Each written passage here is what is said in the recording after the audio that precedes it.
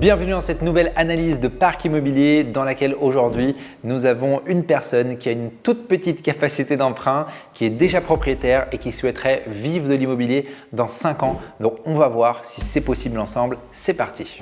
Allez, c'est parti. On se retrouve dans cette analyse et du coup on a ici une personne qui a 33 ans, qui est indépendant en rénovation et la première chose qui me vient ici et qui me tape à l'œil, c'est que cette personne se génère 1 200 € de salaire net en tant qu'indépendant dans la rénovation. Donc évidemment, ce salaire-là, on va en parler tout de suite, mais est rikiki pour faire du crédit, ça va être très compliqué de le faire tout seul. Donc on va voir tout de suite. Célibataire et 2 enfants à charge. Donc ça, à nouveau, c'est pas du tout bon signe. L'objectif, c'est d'arrêter de travailler dans 5 ans. Et on a une question, est-ce que c'est une bonne idée de mettre ce bien en location ou acheter et pour en acheter un autre? Donc voyons tout ça. Hâte de voir un petit peu ce bien immobilier. Alors, donc, actuellement, on a un bien qui se trouve ici à Sint-Pietersloo. On va aller voir tout de suite la localisation. Hop, boum. On va aller voir quelle typologie de bien on a ici. On va aller voir d'abord la localisation. Toujours important de vérifier et d'observer la localisation avant toute chose. Donc on voit qu'on est ici effectivement juste en dehors de Bruxelles. Alors qu'est-ce qu'on voit ici? On voit, hop, c'est cette maison-ci. Ouais, cette maison-ci ici en coin. Donc assez sympa. Une maison de 3 façades, soit un rez-de-chaussée, 2 étages et certainement un grenier. On va aller voir vers là-bas. Voilà, c'est sympathique, hein. On a une belle terrasse ici au premier étage. Voilà, un bien qui est confortable, très sympathique. Ici, hop, non.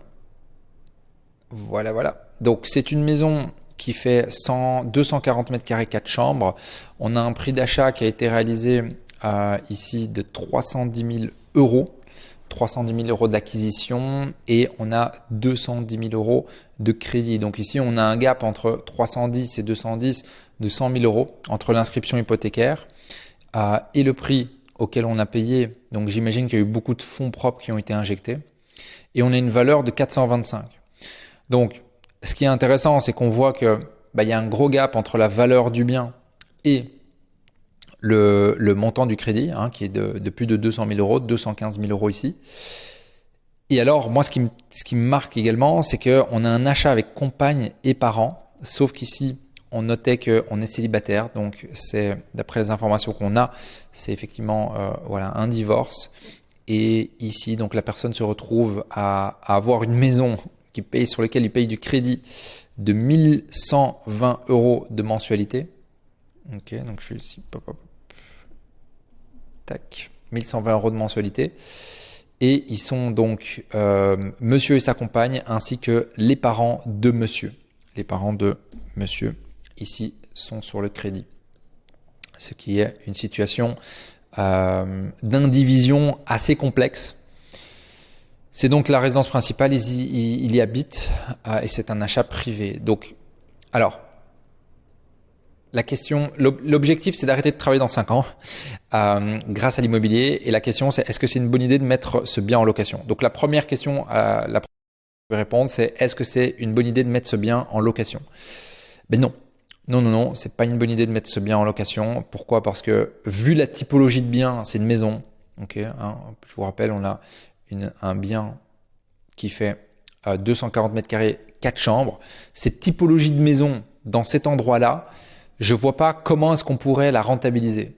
Dans le sens où cette maison, on va certainement uniquement la louer à un couple, une famille plutôt. Et on va louer ça combien? 1 200, 1 300 € sur les prix de marché ici. Pas beaucoup plus. Alors que nous, on a un crédit de 1 120. Donc en fait, le loyer va venir tout juste couvrir la mensualité de crédit. Et du coup, ça nous fait aucun revenu, voire même on va devoir mettre de notre poche quelque chose. Donc pas du tout intéressant.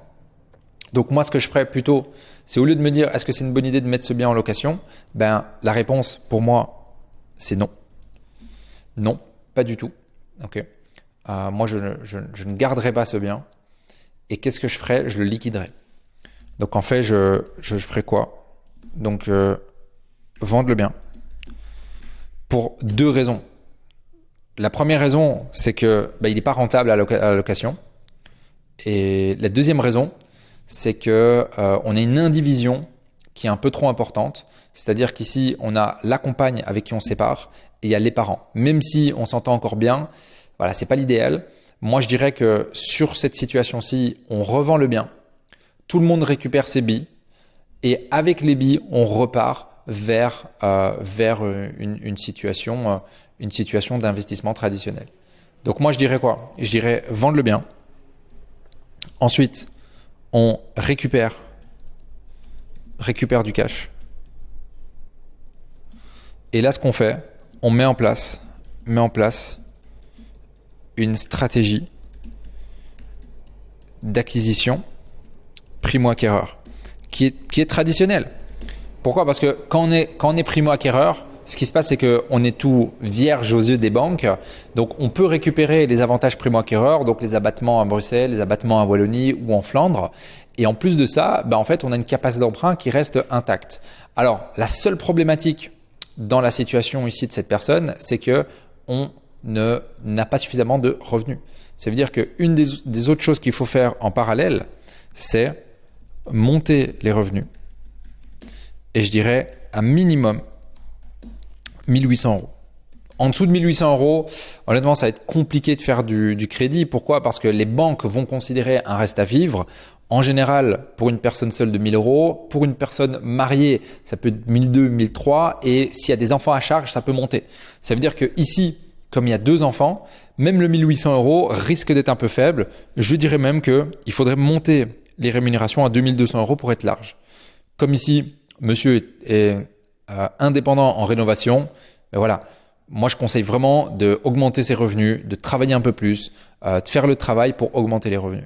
En augmentant les revenus, qu'est-ce qui se passe? On récupère une capacité d'emprunt qui va être OK, parce que si on fait 2200 € moins, par exemple, 1200, 1300, même 1400 €, il nous reste de la capacité d'emprunt qui reste disponible. Donc ça, c'est très très bon. Et en plus de ça, on va pouvoir prendre les avantages primo-acquéreurs et du coup, on va pouvoir repartir sur une stratégie d'investissement traditionnelle, c'est-à-dire acheter pour louer de préférence. Et là, dans ce cadre-là, on va pouvoir arrêter de travailler dans 5 ans et vivre de ces rentes si en tout cas, on a suffisamment de levier pour pouvoir enchaîner. Parce que je ne vais pas vous mentir non plus que si ici on se projette à faire un achat à l'année 1 et que cet achat à l'année 1, on utilise les avantages primo-acquéreurs pour soulever du crédit et qu'on fait par exemple une opération qui nous génère, je donne un exemple, 300 € de cash flow mensuel, cool, fine. Mais qu'est-ce qu'on fait à l'année 2? Et ça, c'est la question qu'il faut se poser avant même de démarrer l'année 1. Et donc, à l'année 2, il faudrait qu'on ait une garantie. Et là, peut-être que les parents, comme j'ai l'impression que les parents suivent bien sur les projets, vu qu'ils se sont mis sur l'acquisition ici, okay, on voit que les parents se sont mis sur l'acquisition. Donc, est-ce que les parents auraient une garantie immobilière qui pourrait nous permettre de capitaliser dessus? Donc, imaginons qu'ils ont un X montant, ok? Ils ont un X montant, ça, à l'année 2, nous permet à nouveau de faire un projet immobilier en mettant pas de cash de notre poche, étant donné qu'on va venir utiliser la garantie immobilière d'une personne et du coup, donc d'un proche, de ses parents ici. Imaginez que là, on fait 400 €. Là, à l'année 2, ça veut dire que le total, on est déjà à 700 € de revenus de l'immobilier. Et donc là, à l'année 3, on se pose la même question. Quelle est la garantie qu'on peut mettre sur la table? Oh, mais maintenant j'ai augmenté mon revenu, j'arrive à plus économiser. En 2 années ici, j'ai réussi à économiser 30 000 €. All right, super, bonne news. Ça nous permet de faire une nouvelle opération. Imaginons que là, on en génère 200 €, magnifique. 300, 400, plus 200, ça nous fait 900 €. Okay? Et on continue comme ça. Okay? Et chaque fois, on se pose la question, comment est-ce que je peux soulever du crédit? Et là, qu'est-ce qu'on se dit? Mais en fait, à l'année 1, j'avais bien acheté. Maintenant, ça fait 3 ans que je rembourse du capital. Donc, qu'est-ce qui se passe? C'est que j'ai 35 000 € de capital remboursé, de plus-value latente et j'avais acheté le bien légèrement sous-évalué, magnifique. Je peux refaire une petite opération qui me génère, j'ai un exemple, 150 euros. Et là, boum, 150 euros, plus 200, plus 400, plus 300. Ben là, en fait, on arrive à plus de 1000 euros de revenus mensuels et on est à l'année 4. Okay. Donc ça, c'est un exemple. C'est pour comprendre comment est-ce que vous allez pouvoir enchaîner les acquisitions pour arriver à monter ce revenu-là. Évidemment, ce revenu-là va dépendre des garanties qui permettent de soulever de l'argent. Mais je dirais, les gars, la base, les guys, c'est l'économie. Moi, personnellement, quand j'ai commencé à me lancer dans l'investissement immobilier, j'ai économisé comme un fou. Je suis reparti vivre chez mes parents. J'ai fait attention à ne pas sortir. J'ai fait attention à ne pas gaspiller mon argent. J'ai investi uniquement mon argent dans des choses qui allaient me rapporter plus d'argent. D'accord ? Et ça, c'est la base de l'investissement immobilier. L'investissement immobilier n'est pas une source de richesse qui nous permet, avec 0 € et sans situation, de créer de l'argent. Non. L'investissement immobilier est une ressource incroyable pour ceux qui ont déjà une bonne compréhension de leurs finances, qui arrivent à gérer leurs finances. Donc, pour moi, il faut vraiment revenir aux bases. Il faut se dire, 1, je dois générer des revenus suffisants. Je dois générer 1008, 2000, 2200 euros. Donc, je fais le travail, je me mets dans un travail où je génère ça. Dès que je génère ce montant-là, la deuxième chose que je fais, c'est que j'épargne. Je me fais petit, j'épargne. Dès que j'ai une bonne somme, là, je peux commencer à voir les choses. 10, 15, 20 000 euros, là, on peut commencer à travailler, à faire travailler cet argent en immobilier. D'accord ? Et la troisième chose, quand j'ai fait les deux premières, donc créer un salaire ou créer un revenu et 2, épargner. La troisième chose, c'est comprendre comment investir, bien investir, savoir enchaîner les acquisitions, préparer les enchaînements, comprendre les leviers qui permettent de soulever de l'argent au niveau des banques. Et en faisant ça, à coup sûr, on va pouvoir avancer. Que ce soit vite ou lentement, mais on avance. Chaque année, on s'enrichit. Mais il faut savoir comment soulever de l'argent, il faut savoir quelles garanties utiliser, comment les utiliser. Et il faut savoir constamment aussi recréer de l'argent. Moi, je ne veux pas vous mentir que pendant les 5 premières années de mes investissements, je réinvestissais tout mon argent. Ça veut dire que je gagnais plus d'argent, mais cet argent, je ne le dépensais pas. Ça veut dire que la première année, j'allais gagner un peu de cash flow, la deuxième année un peu plus, la troisième année un peu plus. Tout cet argent, je l'économisais et je le réinvestissais dans des biens. Je le rééconomisais, je le réinvestissais. Et à un moment donné, il y a une roue qui se crée qui fait que, oui, on a acheté 3, 4, 5 biens avec notre épargne parce qu'on s'est fait petit pendant 4, 5 années. Mais à un moment donné, on commence à respirer parce qu'on commence à récupérer des garanties à gauche, à droite. On a peut-être un levier qui se crée parce qu'on a ouvert aussi une entreprise et du coup, on est gérant d'entreprise, on a une EIP ou une PLCI qui se déclenche. Voilà, il y a des choses qui se créent. Mais la base, guys, c'est la gestion financière. C'est vraiment ça la base. C'est j'ai un revenu, je fais de sorte d'avoir un revenu fixe pour être séduisant au niveau des banques parce que c'est ce qu'elles veulent. Et la deuxième chose, j'arrive à épargner 10, 15, 20, 30, 40 000 euros minimum. Si vous n'avez pas cette situation, ça va être compliqué d'avoir un objectif d'arrêter de travailler dans 5 ans. Okay ? L'immobilier, ce n'est pas du rêve.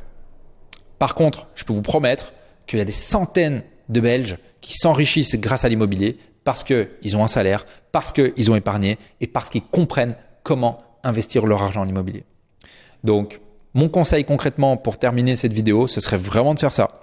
Ce serait de réaugmenter ton revenu ici. Ton revenu, tu le revends, tu le réaugmentes, tu vends ton bien, tu récupères du cash et tu crées une stratégie d'acquisition en primo-acquéreur. Et là, tu vas commencer à investir et à faire partie des gens qui font travailler leur argent et pas faire partie des personnes qui s'appauvrissent. Parce que le move que tu as fait, le fait d'acheter ta résidence principale ici, t'a appauvri. Tu as acheté une super belle maison, une super 3 façades, c'est super cool.